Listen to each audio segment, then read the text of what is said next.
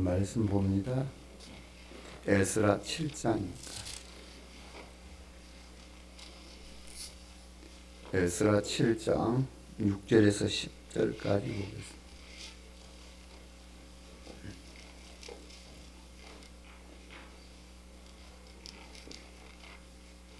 에스라서 7장 6절에서 10절까지 봅니다. 이 에스라가 바벨론에서 올라왔으니 그는 이스라엘의 하나님 여호와께서 주신 모세의 율법에 익숙한 학자로서 그의 하나님 여호와의 도우심을 입음으로 왕에게 구하는 것은 다 받는 자이더니 아닥사스다 왕 제7년에 이스라엘 자손과 제사장들과 내위 사람들과 노래하는 자들과 문지기들과 느드님 사람들 중에 몇 사람이 예루살렘으로 올라올 때에 이 에스라가 올라왔으니 왕의 제7년 다섯째 달이라. 첫째 달 초하루에 바벨론에서 길을 떠났고 하나님의 선한 손에 도우심을 입어 다섯째 달 초하루에 예루살렘에 이르니라. 에스라가 여호와의 율법을 연구하여 준행하며 율례와 규례를 이스라엘에게 가르치기로 결심하였더라. 아멘. 기도하시겠습니다. 하나님, 우리를 하나님의 자녀로 택하여 부르시고 저들 주께 나와 예배하며 하나님이 주 되심을 고백하게 하시오니 비록 우리에게 허물이 있고 우리의 죄의 모습이 있달지라도 우리 주님 우리를 대속하신 그 대속으로 우리가 담력을 얻어 주께 왔습니다. 우리의 허물과 죄의 모습은 예수님의 보혈로 씻겨서 이 시간도 정결하게 해주시고 오직 주의 말씀으로 우리의 심령에 또한 새롭게 하시사 주의 말씀을 받아 힘을 얻으며 새롭게 되어 주의 뜻 가운데 살아가며 하나님을 영화롭게 하는 거룩한 삶이 되게 하여 주옵소서.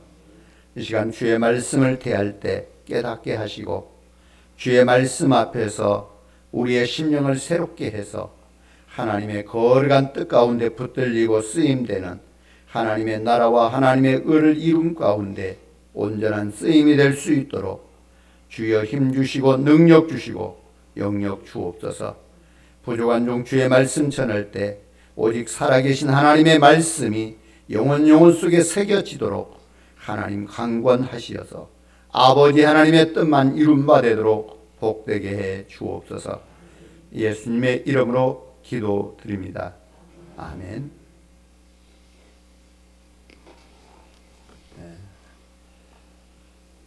지난 수요일 그때부터 해서 4월 4일까지가 사순절 기간입니다. 사순절. 사순절이 뭐인가? 그 예수님이 그 광야에서 40일 동안 금식하시고 그리고서 이 공생애로 이렇게 나오셨잖아요. 이제 그것도 우리가 생각할 수 있는 것이고 또 예수님의 그 순환을 생각하면서 이 40일 동안 우리가 늘 경건하게 살아야 될, 그러니까 이 사순절 기간은 많은 이제 오락도 그치고 또 많은 이제 세상적인 일도 거의 그치면서 경건하게 우리 신앙을 하나님 바라보고 정말 우리 주님의 고난을 생각하면서 살아가야 될 이런 기간이다, 이렇게 생각하시면 돼요. 그래서 이제 어찌 보면은 지난 수요일 그때부터서 시작해서 40일간인데 그래서 지난 수요일 재해 수요일 그래요. 그래서 재해 수요일이란 말은 이렇게 곧 그 고난을 생각하면서 이렇게 죄를 가지고 이마에다 이렇게 바르면서 정말 고난을 참여하는 이런 시간들을 갖는 이제 이런 거거든요. 자, 그래서 우리가 이번 주간도 그렇고 계속 4월 4일까지 늘 우리 자신들을 돌아보면서 우리 주님의 고난에 참여할 수 있기를 바랍니다. 주님의 고난에. 자, 오늘 우리가 말씀을 보면 지금 결심이라고 하는 것을 우리가 한번 생각할 수 있어요. 참 우리가 무엇인가 하겠다라고 믿음의 결단을 갖는 것. 자, 오늘 말씀을 우리가 보면은 이 에스라가 나오죠. 자, 그리고 이 에스라가 나오는 것을 우리가 이제 보면서, 에스라는 율법학자입니다. 율법학자예요. 그리고 그 조상들이 바벨론에 이렇게 끌려간 지 지금 140여 년 만에 다시 돌아오는, 자, 2차 포로의 귀환입니다. 포로의 2차 귀환이에요. 그러니까 140년을 바벨론에 살았다면 이제 그들은 이 이스라엘에 대한 어떤 것도 그 땅에서의 이 상황은 맛보지 못했어요. 단지 바벨론에서 살았기 때문에 바벨론 사람이나 다름이 없어요. 그러나 그들이 돌아온다라고 하는 것은 결코 그들 속에 뭐가 있느냐? 하나님에 대한 신앙이 살아있다는 거예요.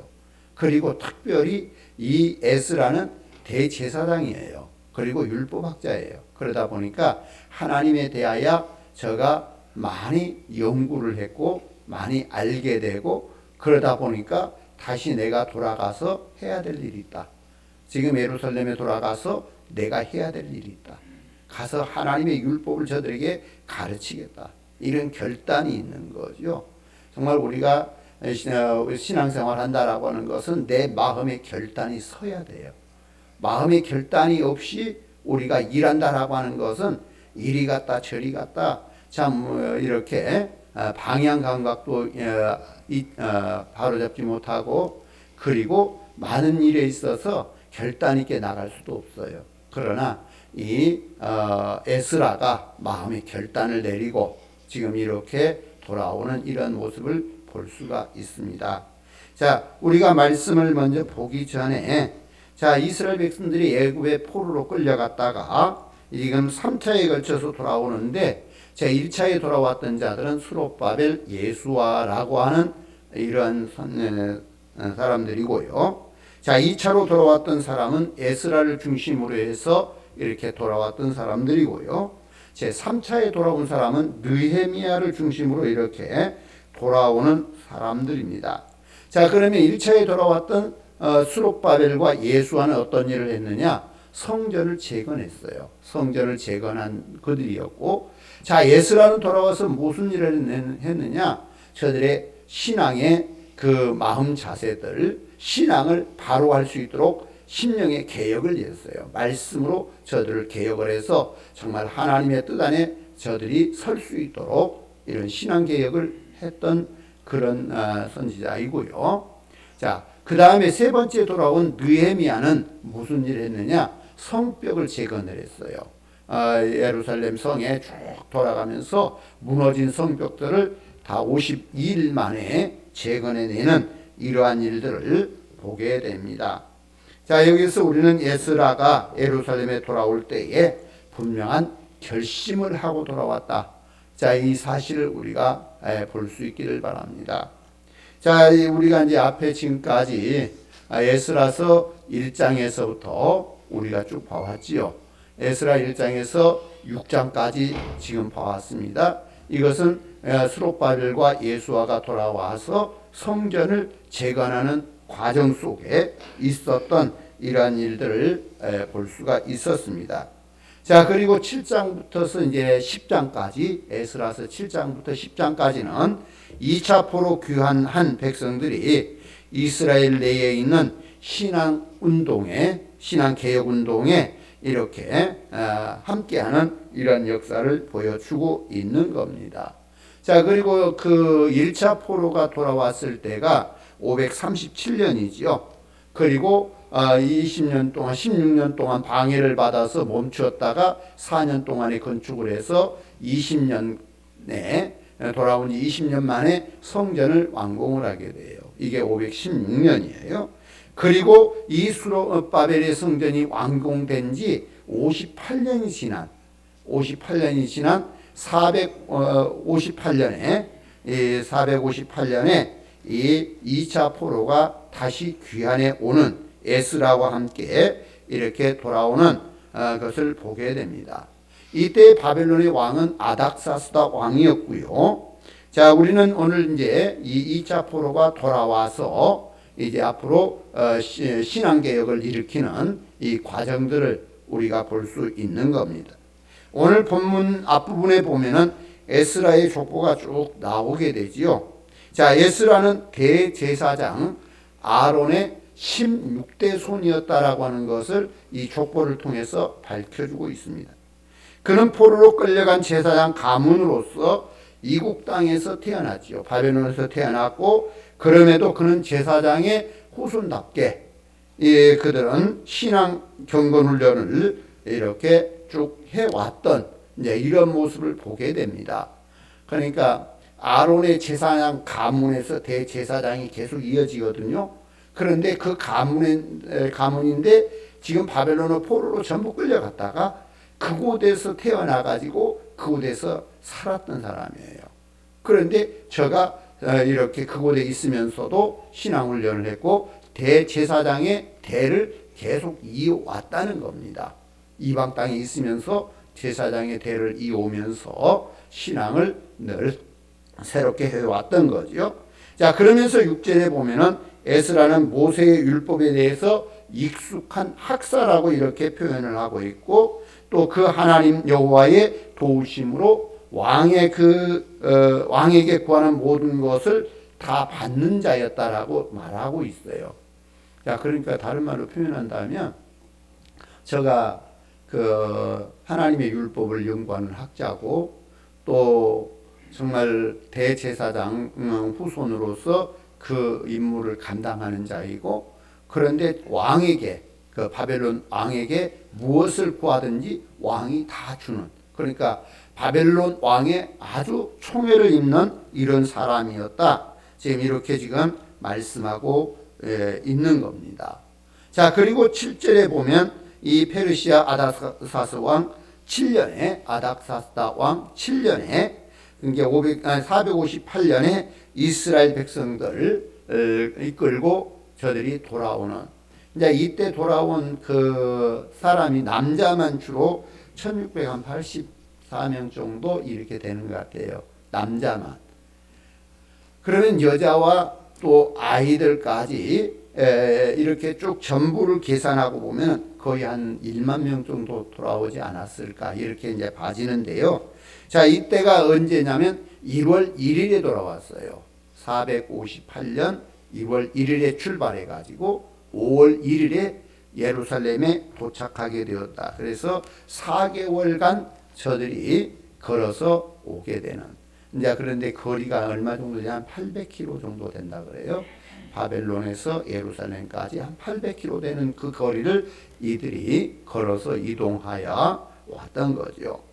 자, 그리고 중요한 것이 10절 말씀에 나와 있는데, 에스라가 여호와의 율법을 연구하여 준행하며 율례와 규례를 이스라엘에게 가르치기로 예전부터 결심했다라고 하는 사실을 말해주고 있는 이런 모습을 보게 됩니다. 어찌 보면은 참 마음의 결심이라고 하는 거, 그 이율곡 선생은 이런 이야기를 하죠. 입지, 뜻을 세운다라고 하는 것, 이걸 강조를 했어요. 사람이 뜻을 세운다라고 하는 것, 사람이 어떤 뜻을 세우느냐에 따라서 그가 성자도 될 수가 있고 위대한 사상가도 될 수가 있고 참 인류 역사에 빛을 남기는 위인이 될 수도 있다라고 하는 거죠. 뜻을 어떻게 세우느냐, 입지, 곧 내가 무엇을 하겠다라고 하는 마음의 뜻을 세우는 이런 것을 말해요. 자, 그런데 오늘 본문에 보면은 당대의 그 최고 율법학자이며 제사장이었던 이 에스라는 옛날부터 뜻을 세웠는데, 그때 뜻이 무엇이냐면 여호와의 율법을 늘 연구하겠다는 거예요. 그리고 여호와의 율법대로 준행하며 살겠다는 겁니다.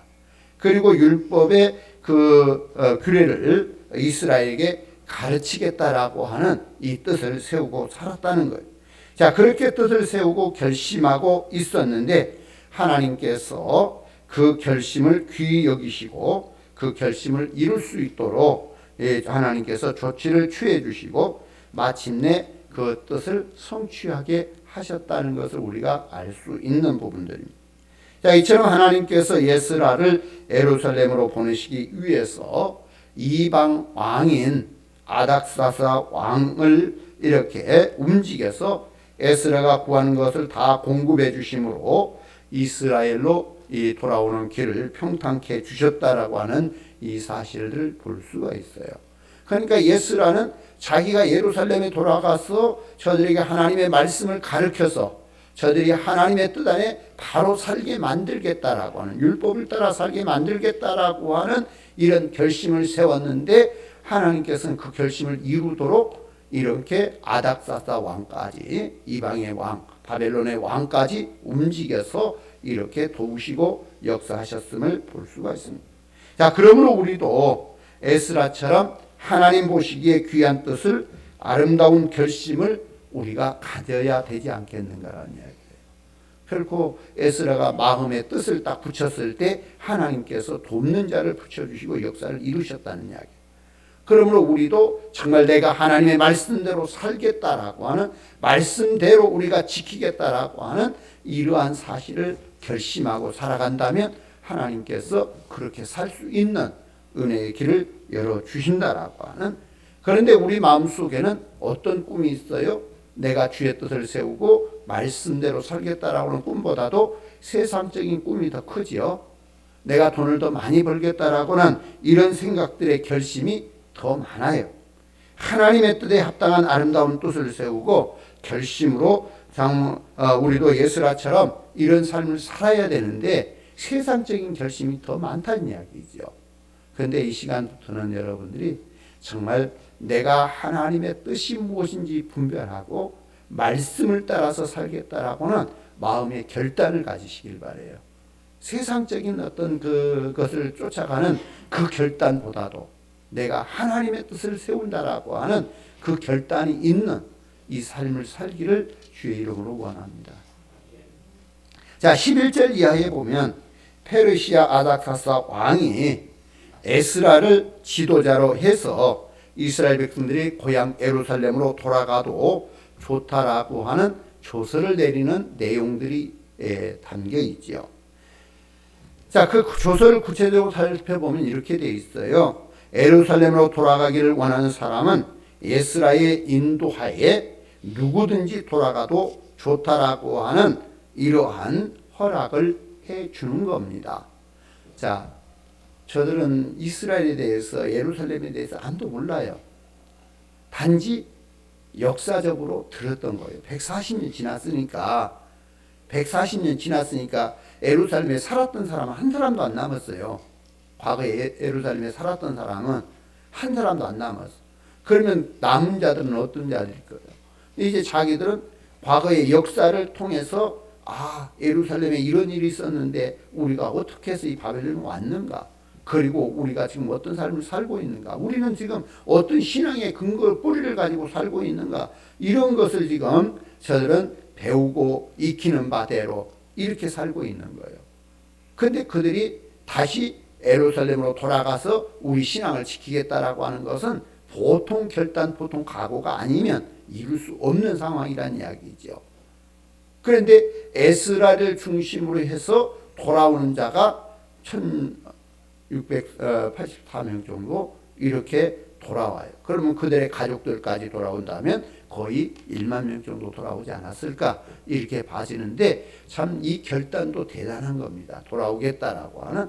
그런데 아닥사스다 왕은 너희가 돌아가기 원하는 사람은 누구든지 돌아가라 이런 조서를 내려준 거죠.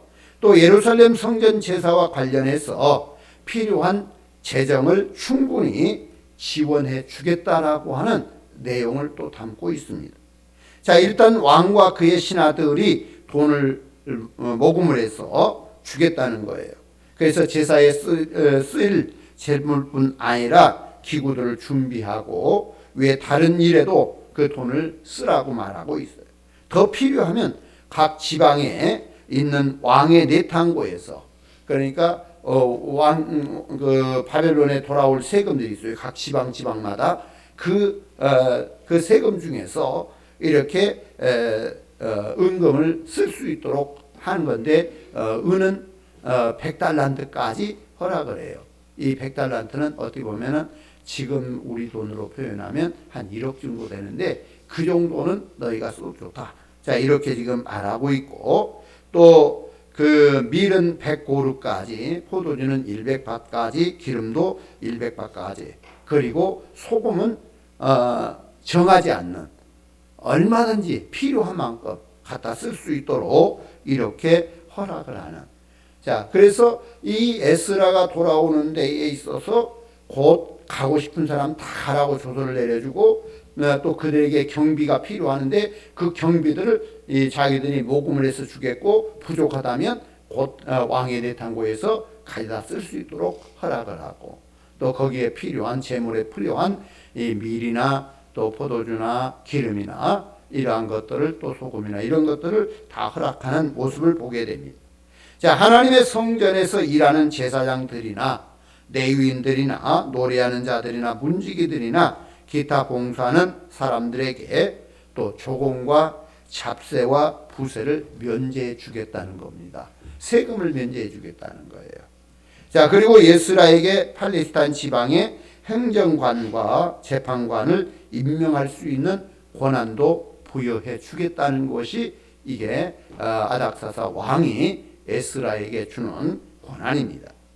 또 하나님의 명령과 왕의 명령을 어기는 사람은 그 죄를 정하여서 죽이거나 징벌하거나 가산을 정몰하거나 옥에 가두거나 할 권세까지 이렇게 예스라에게 부여하는, 어찌 보면은 거의 총독 수준의 모든 권한을 부여해서 이렇게 2차 포로를 돌려보내는 이러한 모습을 보게 됩니다. 자, 이처럼 오늘 본문을 통해서 우리는 두 가지 방향을 깨달을 수 있어야 됩니다. 자, 하나는요, 하나님께서는 하나님의 일을 위해서 물질과 사람을 붙여주신다는 거예요. 그러니까 이 예스라가 뜻을 정해서 하나님의 뜻을 따라서 살기를 원하니까 사람을 붙여주는데, 아닥사스 왕을 붙여주고, 아닥사스 왕을 통해서 물질을 붙여주고, 그 모든 권세를 다 붙여주니까 일하기 얼마나 편하고 쉽습니까? 내가 하나님의 뜻을 향하여 마음을 결단하고 일하려고 할 때에 하나님께서는 이렇게 사람도 붙여주고 붙여준다는 거예요. 그래서 우리는 무엇보다 중요한 것이 내가 하나님의 뜻 안에 서느냐 마느냐, 이것이 중요한 거예요. 그래서 내 마음의 결단이 정말 하나님의 뜻 가운데 서겠다라고 하는 이 마음의 결단이 있다면 하나님은 붙여주셔요. 또 다른 한편은 하나님은 하나님의 일을 위해서 사람을 사용하신다라고 하는 것을 이해하셔야 됩니다. 하나님은 하나님의 일을 위해서 사람을 사용해요. 자, 먼저 아닥사사 왕을 에스라에게 붙여주셨습니다. 그리고 왕의 막대한 권세가 에스라를 후원하도록 하나님께서 밀어주심으로 모든 일에 만사 형통이 있었던 걸 우리가 본 것이고요. 다른 한편에서는 하나님을 이해하려고 하면 하나님은 하나님의 일을 하심에 있어서 마음의 자세가 되어 있는 사람을 사용한다는 겁니다. 마음의 자세가 되어 있는 사람.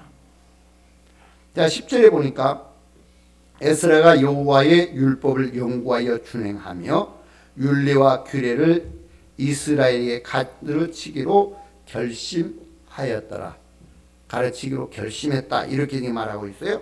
이처럼 에스라가 이스라엘에게 율례와 규례를 가르치기로 결심함을 보고 그를 세우고 그를 도와줄 아닥사사 왕을 붙여주심으로 하나님의 일을 하게 하셨다라고 하는 겁니다. 자, 이처럼 하나님은 하나님의 일을 스스로 하심을 볼 수 있는데, 하나님은 하나님의 일을 스스로 하실 때에 누군가를 사용하세요. 누군가를 사용하는데 곧 이처럼 하나님의 뜻을 따라 살기를 원하는 사람, 미리 준비된 사람, 그를 사용하신다라고 하는 것을 볼 수 있어요. 자, 결과적으로 하나님은 하나님의 일을 위해서 마음의 자세가 되어 있는 사람을 사용하시고 그로 그 일을 이루도록 하기 위해서 사람을 붙여주신다라고 하는 이러한 사실을 보게 됩니다. 자, 에스라에게 아닥사사 왕을 붙여주셨습니다. 또한 왕의 보좌관들, 방백들, 지방 관리들까지 붙여주셨습니다. 물질도 부족하지 않도록 충분하게 밀어주신 겁니다. 자, 하나님께서 택하신 백성들을 고국으로 귀환시키고 또 그 백성들의 신앙 교육을 위해서 학사 에스라를 예비하시고 그 에스라의 앞길을 활짝 열어 주셨다는 이야기. 이게 다 하나님이 하신 일이에요. 자, 사람들을 에스라에게 붙여주시고 물질과 권세까지 붙여주심을 통해서 원만하게 주의 일을 감당할 수 있도록 하나님이 도와주신 겁니다. 자, 우리가 이해를 돕기 위해서 예수님의 말씀이신 곧 씨 뿌리는 자의 비유를 우리가 보면 어느 정도 이해가 됩니다. 4가지 밭이 나오지요.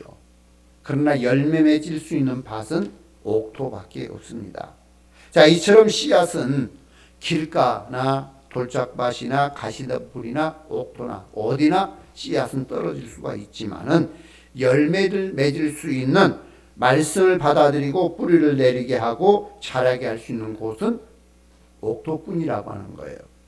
자, 그러므로 우리도 에스라처럼 하나님의 뜻이 무엇인지 이해하면서 말씀을 받을 준비가 되어 있다고 한다면 하나님은 필요한 곳에 우리를 사용하실 것이라는 이야기예요. 자, 그리고 그에 필요한 동역자와 주변 환경과 조력자들을 붙여주실 거라는 이야기. 자, 그리고 하나님이 하시고자 하는 일을 이루도록 하실 것입니다. 그러니까 내가 말씀을 받을 만한 마음의 자세가 되어 있을 때 하나님은 내 안에 말씀을 채우고 하나님의 사람들을 채우고 도와주셔서 일하게 하시는 역사를 만드신다는 거예요. 내가 정말 마음의 자세가 돌짝밭 같은 데 이런 데 되어 있으면 아무리 하나님이 말씀을 여기다 심고 열매를 거두려고 할지라도 할 수 없다는 이야기입니다. 그런데 에스라가 이러한 하나님의 말씀을 정말 새기면서 정말 결단하고 내가 돌아가서 저들에게 하나님 말씀을 가르쳐서 신앙을 바로 세워주는 이런 역사를 이루겠다라고 하는 결단을 가질 때 하나님은 그 속에 하나님의 일을 하도록 하셨다는 이야기. 지금 우리 주님이 우리에게 바라기는, 그리고 또 제가 원하는 것은 우리 모든 성도님들이 어떤 자리, 어떤 역할이든지 무엇이든지 주의 일에 귀에 쓰임받는 사람이 되시기를 바라는 거예요. 자, 불의한 일에 연루되고 개입되어서 불행한 이름을 남기는 자가 아니라 주의 나라 건설을 위하고 영혼 구원을 위하는 일에 온전히 쓰임되면서 때로는 주인공으로 때로는 동역자로 조력자로 귀있음을 받는 모두가 되어서 정말 우리 하나님 앞에 칭찬받는, 참 우리가 사람 앞에도 칭찬을 받아야 되지만 하나님 앞에 섰을 때 정말 칭찬받는 우리가 되어야 된다라고 하는 거예요. 내가 세상에서는 참 이름 날리고 정말 멋지게 살았을지라도 하나님 앞에 섰을 때 하나님이 나는 너를 모른다고 한다면 그것같이 참 불행한 일은 있을 수가 없습니다.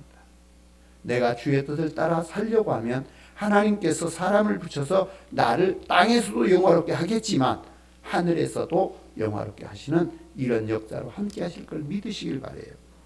자, 그리고 27절 8절에서 보니까 에스라가 하나님의 은혜에 감사해서 찬송하는 모습이 나오게 되지요.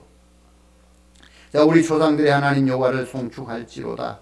그가 왕의 마음에 예루살렘 여호와의 성전을 아름답게 할 뜻을 두시고 또 나로 왕과 그의 보좌관들 앞에 왕의 권세 있는 모든 방백의 앞에서 은혜를 입게 하셨도다. 내 하나님 여호와의 손이 내 위에 있으므로 내가 힘으로 더 이스라엘 중에 우두머리들을 모아 나와 함께 올라오게 하였느니라. 자, 이렇게 먼저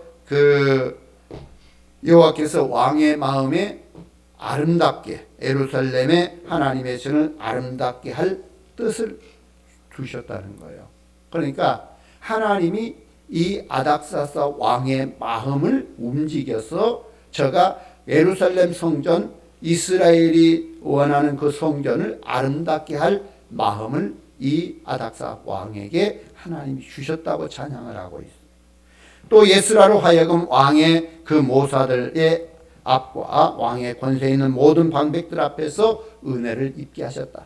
이렇게 다시 말하면 나로 그 모든 바벨론의 고관들 또 방백들 그들 앞에 참 은혜를 있게 하셨다. 또 에스라로 힘을 얻게 하여서 이스라엘 중에 우두머리들을 모아 예루살렘으로 올라올 수 있게 하셨다라고 찬양을 하고 있는 거예요. 하나님이 다 하신 거예요. 왕의 마음도 하나님 움직였고 고관이나 방백들 그들에게 은혜를 입게 하는 것도 하나님이었고 또 이스라엘의 사람들을 모아가지고 올라올 수 있도록 이렇게 한 것도 하나님의 은혜라고 하는, 우리는 역사가 하나님의 뜻 안에서 움직인다라고 하는 것을 알 수 있어야 됩니다.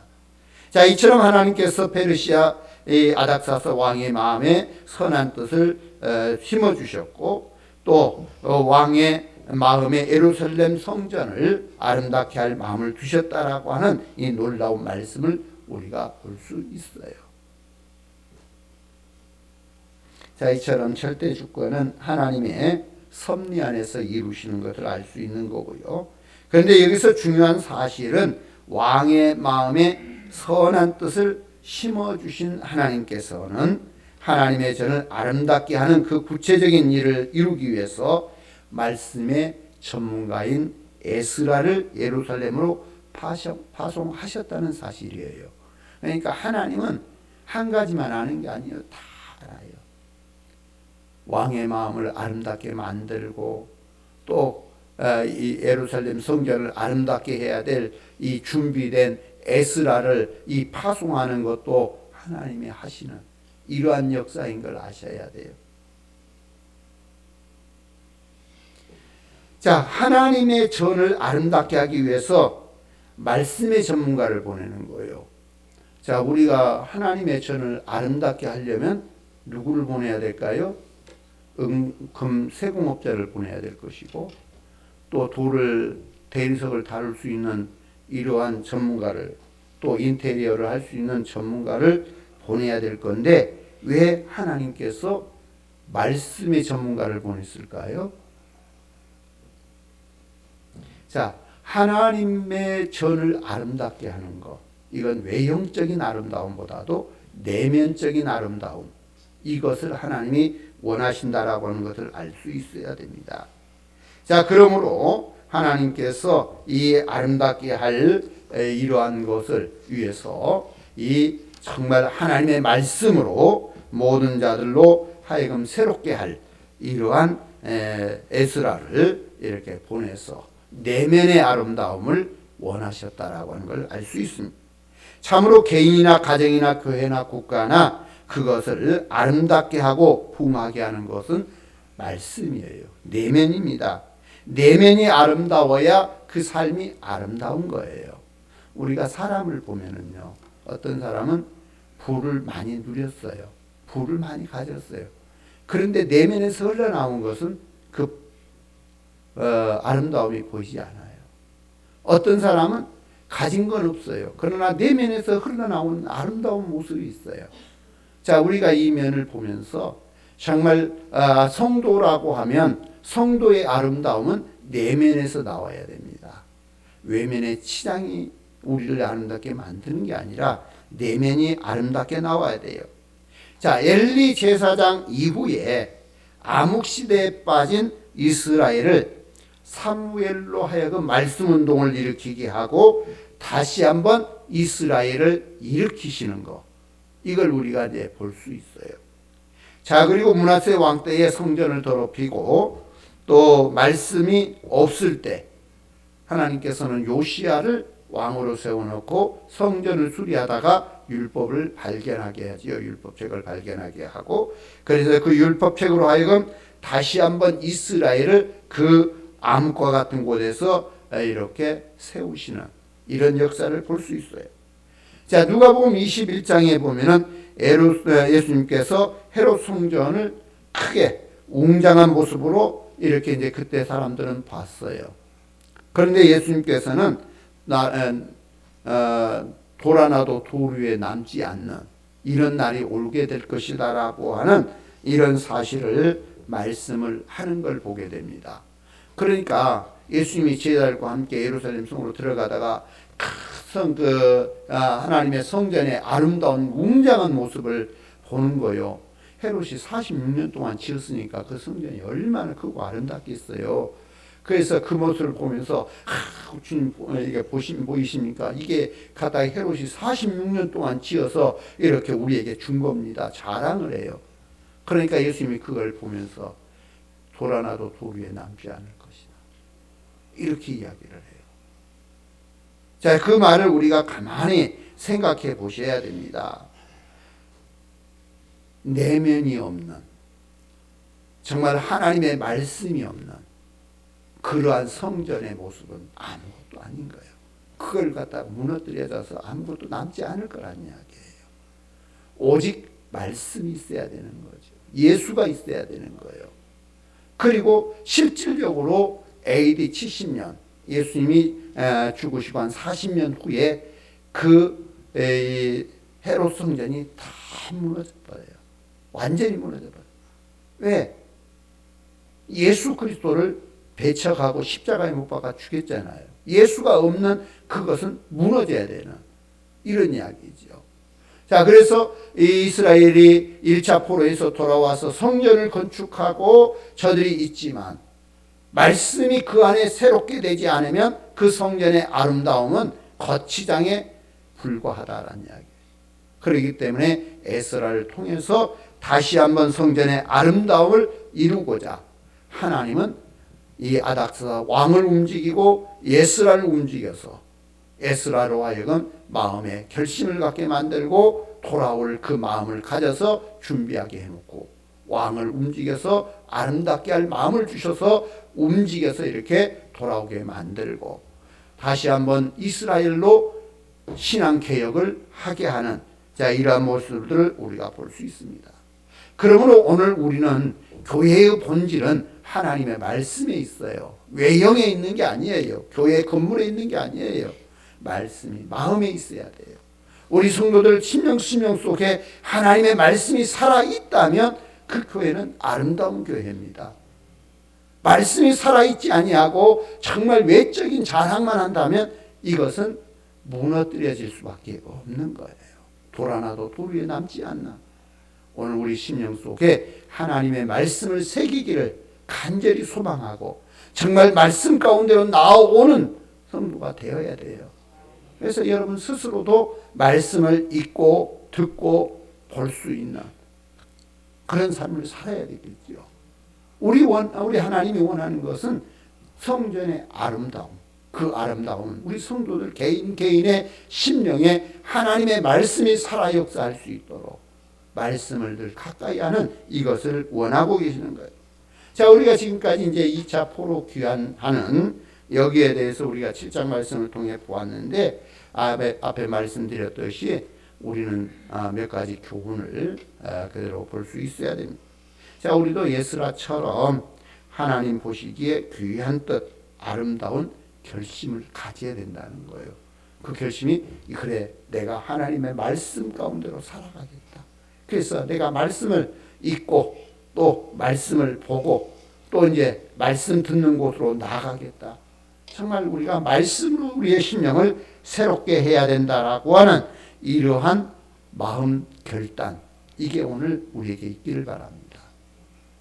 또 하나님께서 하나님의 일을 위해서 많은 사람과 물질을 붙여주신다는 사실을 기억하고 우리가 마음의 자세를 갖추면 하나님은 내게 붙여서 그 일을 하게 하신다라고 하는 이게 나는 아무것도 없다고 나는 할 수 없다고 약해지는 자가 아니라 나는 없어도 내가 마음의 뜻을 정하고 정말 하나님의 성전을 아름답게 할 마음을 가지고 살아간다면 하나님은 붙여주시고 일하게 하시는 이런 역사를 주신다는 것을 알 수 있기를 바라요.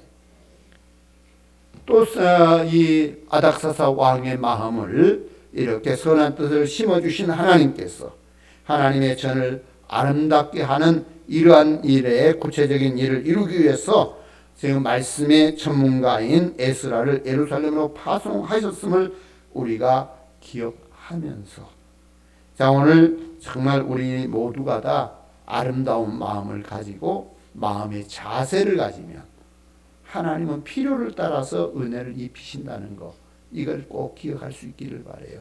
그래서 오늘 말씀을 여러분 심령에 새기고 정말 마음의 결단을 가지세요. 내가 이제 2021년 정말 이제는 벌써 2달 다 가버렸는데 앞으로 10개월이라도 내가 말씀으로 날마다 새롭게 살겠다. 아침에 일어나서 내가 말씀 몇 장이라도 읽고 하루를 시작하겠다. 그러면서 말씀을 마음속에 새기세요. 말씀이 들어가면 사람의 인품이 달라집니다. 말씀이 들어가면 인품이 달라져요. 생각이 달라져요. 아름다운 성전의 모습이 되는 거예요. 그래서 우리 모든 성도님들이 이렇게 말씀으로 새롭게 되기를 주의 이름으로 축원합니다. 기도하겠습니다. 하나님 감사합니다. 우리를 아버지의 자녀 삼으시고 아버지가 은혜 입히시오니 주의 말씀을 붙드는 자이게 하시고 성전의 외모가 중요하기도 하지만 그보다 우리의 내면의 신앙이 중요하여 주의 말씀을 가까이 하고 주의 말씀이 저들을 새롭게 하는 이러한 역사가 있도록 하나님 저들을 도우시고 붙드시옵소서. 주의 말씀 앞에 새롭게 되는 모든 성도가 되도록 영과 육을 아버지여 지키시고 은혜로 충만하게 하옵소서. 이 시간 마음의 결단이 저들의 삶 속에서 우리 하나님이 친히 도우심으로 이룬바되는 역사 되도록 하나님이 복되게 하옵소서. 예수님의 이름으로 기도드립니다. 아멘. 지금은 우리 주 예수 그리스도의 은혜와 하나님 아버지의 무한하신 사랑하심과 성령의 감동 감화 동행 역사하심이 오늘 저들의 마음에 주의 말씀을 새기고 그 말씀대로 살기로 결단하고 다짐하는 모든 주의 자녀들 머리 위에 저들의 가정과 자녀와 나라와 민족과 세계 열방 중에 영원히 함께 계시옵기를 간절히 축원하옵나이다. 아멘.